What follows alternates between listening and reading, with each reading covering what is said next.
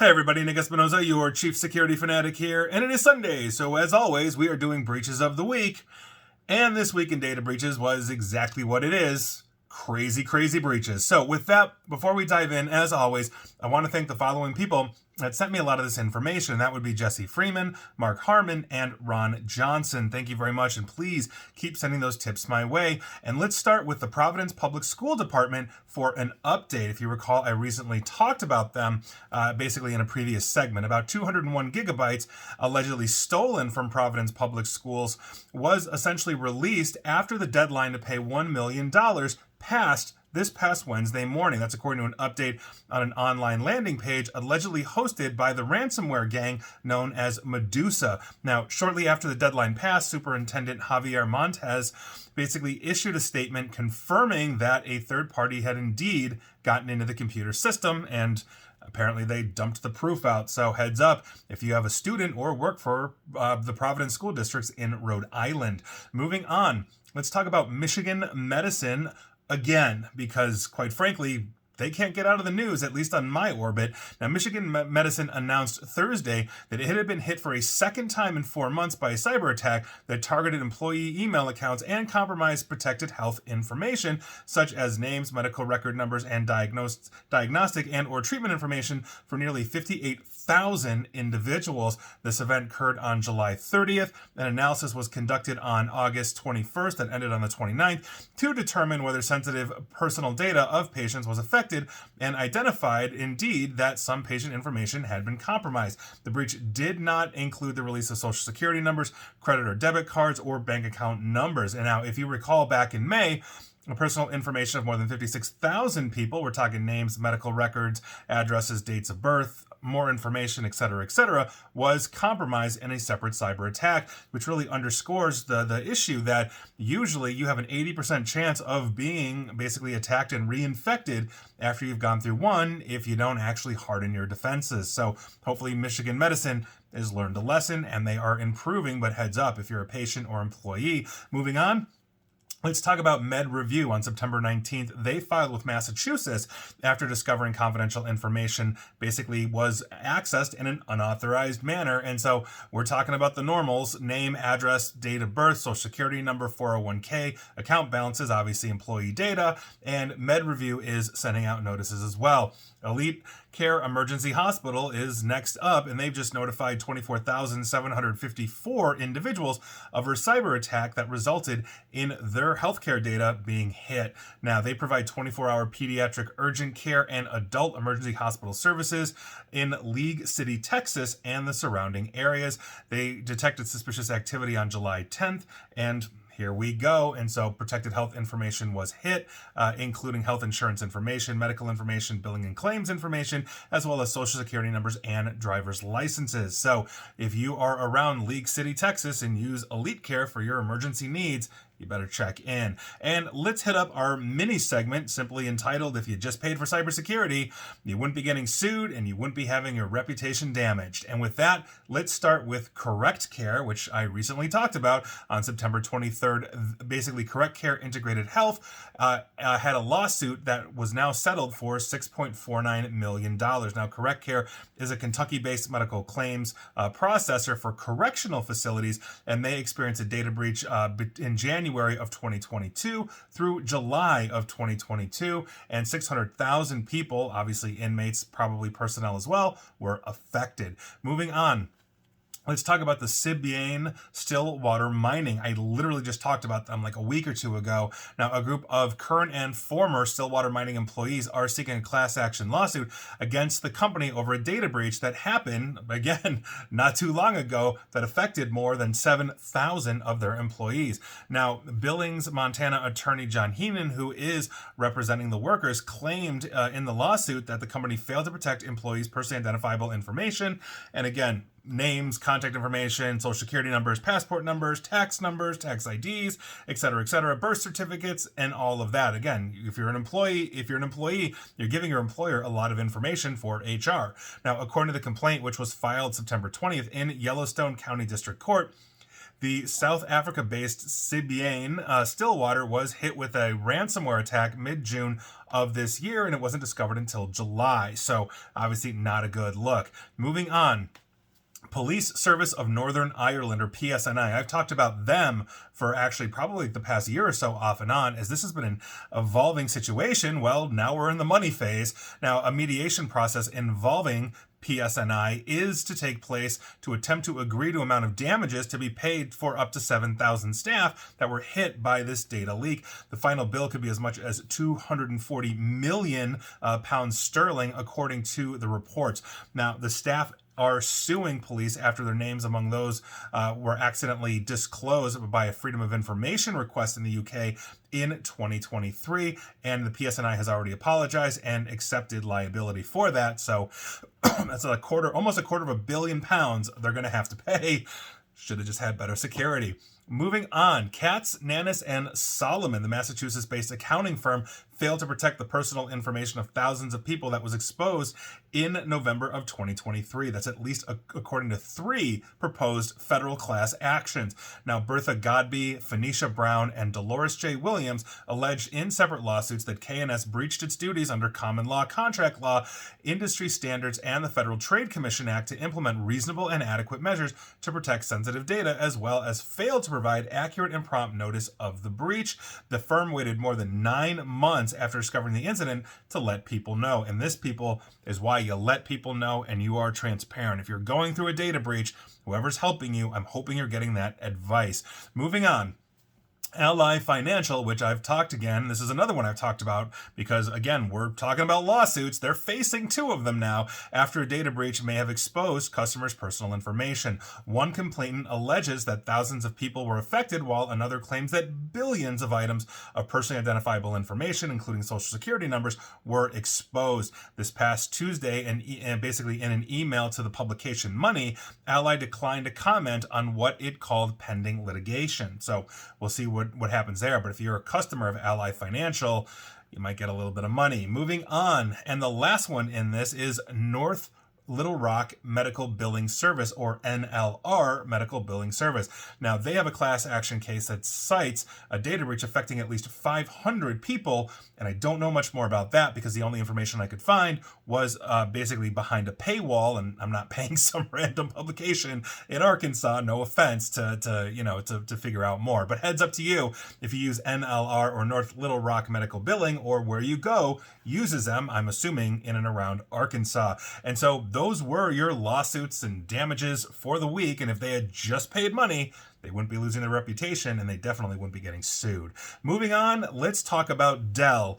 Yes, Dell. Now, if you're a longtime listener or follower, I literally just talked about them like a week or 2 ago, and here we are. Even a short-time follower, I guess, in that case. So if you recall, on September 19th, essentially, there was published a report detailing claims of a Dell data breach involving the sensitive information related to 10,863 employees. Dude, you're getting sued. Now, the same attacker behind that original breach is now claiming that Dell has been, quote-unquote, breached again, suggesting a larger, long-going issue. Now, the attacker, who operates under the alias grep, on the crime platform breach forums, posted these claims on Sunday, September 22nd, and in this post, grep revealed that Dell has suffered another significant breach, this time with the help of a fellow attacker known as Chucky. Now, together, they allegedly compromised Dell's internal systems, exposing confidential data, and according to grep, the breach contains data related to Jira files, which is a corporate collaboration platform, database tables, and schema migrations, accounting for about 3.5 gigabytes of uncompressed data that was previously owned only by Dell. Now, the attackers claim to have gained access by compromising Dell's Atlassian software suite. Jira is part of Atlassian, including Jenkins and Confluence, also part of Atlassian. And those are, again, software development, collaboration, all that kind of stuff. And so if they got into the Atlassian incident, it really begs the question of, 1, how did they do that? And 2, Atlassian basically had a massive vulnerability that they put out a patch for, I want to say like a year or 2 ago. And I'm just wondering if Dell never took the downtime to patch.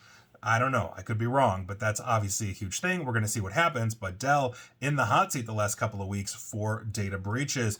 2 now, and we'll see what happens. Now, with that, let's move on and talk about the background check firm known as MC2 or possibly MC squared data. Nearly 1/3 of the U.S. population may have had their personal data exposed following the background check firm MC squared data. Now, I don't think this is the same as NPC. I believe this is actually a separate firm similar to NPC that got us hit, NPC being out of Florida.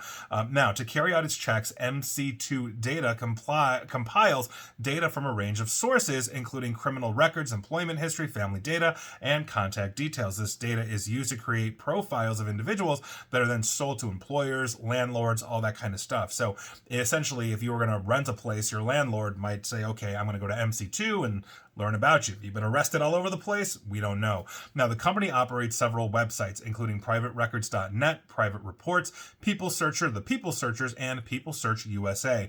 According to Cyber News, which uncovered this breach, the exposed data is believed to include names, birth dates, emails, phone numbers, passwords, IP addresses, property records, and more. Data on some of the clients seeking background checks was also exposed. The leak is believed to have been caused by a human error, with 2.2 terabytes of data left without a password and easily accessible to anybody on the internet. MC squared data or MC2 data has yet to issue any kind of statement. And again, I believe this is separate from NPC. I was trying to do this. These compilations of breaches, for the record, take me hours because there's a lot of just pounding the pavement to find this stuff. Moving on, let's talk about OnePoint HR Solutions. On September 6th, they filed with Montana after discovering an unauthorized party was able to access their network for a period of more than 7 months. That's persistence. Now, in this notice, OnePoint explained that the incident resulted in an unauthorized party being able to access consumer-sensitive information.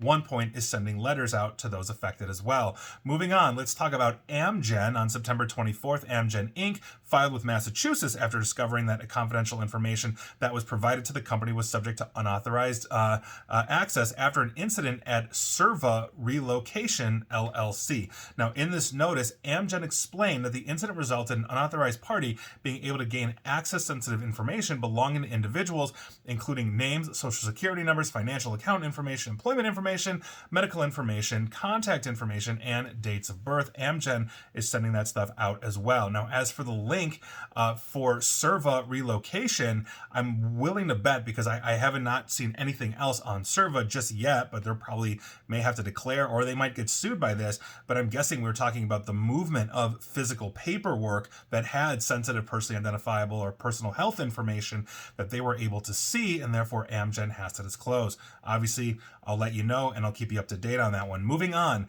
let's talk about Choice Specialty Pharmacy. On August 20th, Contents Trader Inc., aka Choice Specialty Pharmacy, filed notice with Health and Human Services after discovering an unauthorized party access their data. Now, they basically said an unauthorized party access sensitive information. I do not have a list of what that information is, but Choice Specialty Pharmacy is now sending out, or will soon be sending out, notifications of breach. Moving on, Delta Health System. They, on September 5, filed with Montana after discovering an unauthorized party was able to access portions of their networks, and it's the usual song and dance of names, address, phone numbers, email, dates of birth, social security, driver's license, state IDs, financial account information, medical information, and health insurance information as well. Delta Health is sending out information as well. Now, this is going to be a fun one because we are talking about Deloitte. That's right, one of the large accounting firms and other services around the world. Now, the attacker known as Intel Broker announced late last week on breach forums that essentially the availability of quote-unquote internal communications obtained from Deloitte, specifically an internet-exposed Apache server, was accessible with default credentials. In other words, the password was password. Not a good look for Deloitte, who I believe actually offers cybersecurity and risk consulting. So the attacker claims to have stolen data, including email communications between internet users and internal settings as well. The data is available to download on the forum's active users who purchase credits. So in other words, you buy credits at breach forums, you can go read all of Deloitte's stuff. Now, the audit and consulting giant has confirmed of being aware of these claims, and a statement provided to publications suggested the company did indeed suffer a breach, but the impact is limited. Quote, Our investigation has found no threat to client data or other sensitive data related to this incident, end quote. That's according to Deloitte in an emailed statement. So we'll see what's going on. Moving on. Here's an update on Move It, because this data breach just never dies, and we still have organizations basically coming out and declaring data breaches, even though it's been something like almost 2 years since this happened. Something like that. Anyway, it's huge breach. Now, with this, we have to talk about the U.S. federal agency, the Center for Medicare and Medicaid Services, or CMS. They are declaring that 946,801 people are affected by this. So if you're on Medicare or Medicaid from the federal government, watch out for a breach notice, and odds are you're probably going to get paid too. Moving on, Ross Anglum Angelini and Co. On September 26, Ross Anglum, let's just go with that, filed a notice with Massachusetts after discovering that a data security incident had compromised the sensitive information. Basically, names and social security numbers are there. I do not have a full list. That's what they have declared, and Ross Anglum is now sending out notifications as well. Moving on, worldwide clinical trials on September 25th, they filed with Texas after discovering that confidential information in their possession was subject to unauthorized access. Names and social security numbers is what I know. Do not have a full list. Worldwide is also sending out notices. Moving on, let's go from worldwide to nationwide and talk about nationwide recovery services. On September 9th, they filed with Health and Human Services after they said that they were subject to unauthorized access. Sensitive information was basically hit. I do not have a listing on that, but NRS is now going to be sending out notification letters as well. Moving on, Title Financial Corporation, which is like the most generic name you could have a financial corporation be. On August 27th, they filed with Montana after discovering an unauthorized party being able to gain access into their network as well. Consumer sensitive information was hit. I do not have a list, and they are now sending out breach notifications also. Moving on, and this is super fancy, Wright, Moore, DeHart, Dupree, and Hutchinson for all your, British needs in America. I'm guessing law firm. Anyway, they filed with Massachusetts after discovering unauthorized access, and we are talking names, social security numbers, driver's license numbers, financial account numbers, passports, medical information, and they are sending out letters as well. And if you wanted to know what their acronym is, it's WMDDH. So if you use them for all your, I'm just going to go ahead and assume legal, heads up to you. Moving on, Globe Life Inc. They are launching an investigation which may have resulted in unauthorized access to their web portal, and that happened according to the SEC filing on June 14th of this year. Now, they offer basically a range of life, health, and annuity products. The incident may have compromised certain individuals' sensitive information, and the only thing I know is full name, social security, and other sensitive information may have been caught up in this. So if you use Globe Life for, like I just said, life, health, and annuities, check in. Moving on, Sunrise Erectors, apparently they're an architectural firm. On August 7th, they basically declared a data breach, and an investigation revealed that an unauthorized party may have accessed personal information. Potentially compromised data may have included names and social security numbers. That's all I have, but if you have anything to do with Sunrise Erectors, heads up. Moving on. Let's talk about OpenAI, maker of ChatGPT and DALL-E, because here we go again. Malicious posts were deleted from OpenAI's press account on X, formerly Twitter, after attackers gained access on September 23rd, prompting a suspected phishing link, essentially for ChatGPT users to claim OpenAI tokens. I'm guessing they're talking about a cryptocurrency as opposed to a security token. Now, the attack is the fourth reported OpenAI-related hack on X/Twitter, and at least the fifth cybersecurity incident they've had since January of 2023. So like a year and 9 months, 10 months in, 5 separate incidents of basically insecurity in data security. Now, users began reporting the account that seemed to be compromised as early as 10:26 p.m. UTC on that day. Quote, the official OpenAI newsroom account has been hacked and is shilling fake SH blank coins, and that is according to Grok developer Benjamin D. Cracker. Grok being not OpenAI, X/Twitter's AI that competes with ChatGPT, so I'm sure they're amused by that. In the same way that every time Google finds a flaw in Apple, they smirk. Every time Apple finds a flaw in Google, they smirk as well. Now, multiple screenshots of the incident on X show that attackers were shilling OpenAI tokens to, quote, bridge the gap, end quote, between blockchain technology and artificial intelligence. So if you think that you're getting an OpenAI token because you fell for it a couple of days ago, you're really not. And finally, we have two finalies for you today. The first one we're going to talk about is Temu. Yes, that Chinese app where you can buy cheap crap from China, and odds are it is spying on you and all of that. I've done exposés on Temu, all of that. It's a shell company through a shell company through a shell company through the Caribbean, but they're actually a Chinese company. They're a complete mess, but here we go, because a cyber criminal who goes by the name Smokin' That Blank, you can fill in that blank, claims to have hacked Temu's database and stolen millions of customers' personal information. The attacker posted this announcement on Breach forums, also known as Breached. I've talked about them throughout this segment, which is obviously a popular hacking crime forum. To further prove that what they did was actually real, the attacker attached an image that exposed a couple of Temu users' personal data, including their IDs, username, full name, birth date, IP address, gender, shipping address, phone numbers, and even blurred passwords. Now, Temu quickly basically responded to these damaging claims and denied the supposed data breach, claiming all customer data is safe from exposure. So, is this some kind of nobody-enabled multi-factor authentication because platforms like this want to sign you up super fast, and so you just basically had a password spraying account, your password's been breached and is floating around the dark web, and so somebody just paired your username and password, tried Temu, and got in? Or is this actually Temu being hit? We'll find out. I don't trust Temu, TikTok, or any basically Chinese-based app as far as I can throw it, and well, quite frankly, with my body, I ain't throwing it far. So with that, let's move on to our other finally for the day, and that is MoneyGram. Now, MoneyGram is the world's second largest transfer provider.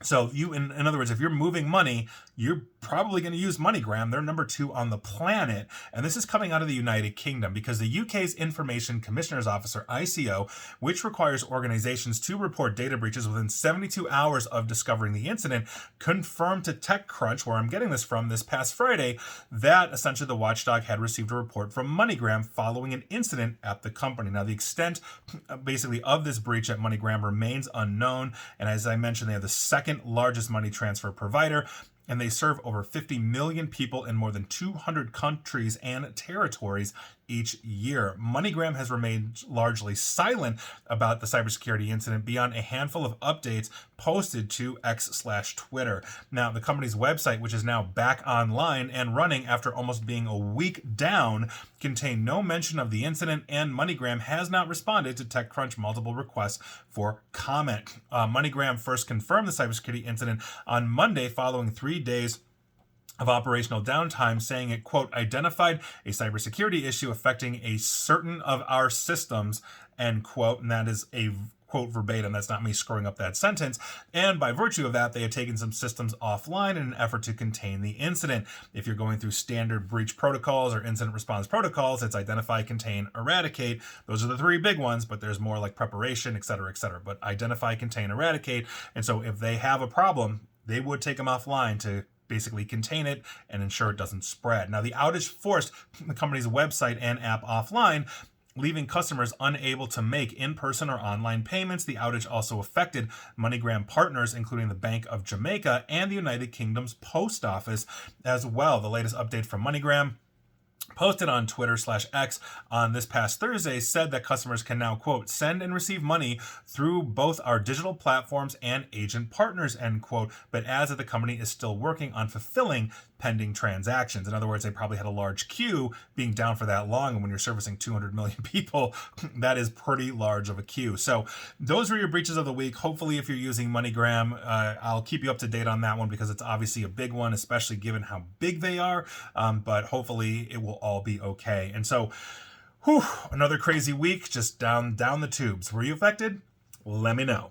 And please like, share, follow me here on Facebook and Twitter at NickAESP. And please feel free to subscribe to me at YouTube as well. And as always, stay safe, stay online, and please attempt to stay private. Thanks, everybody.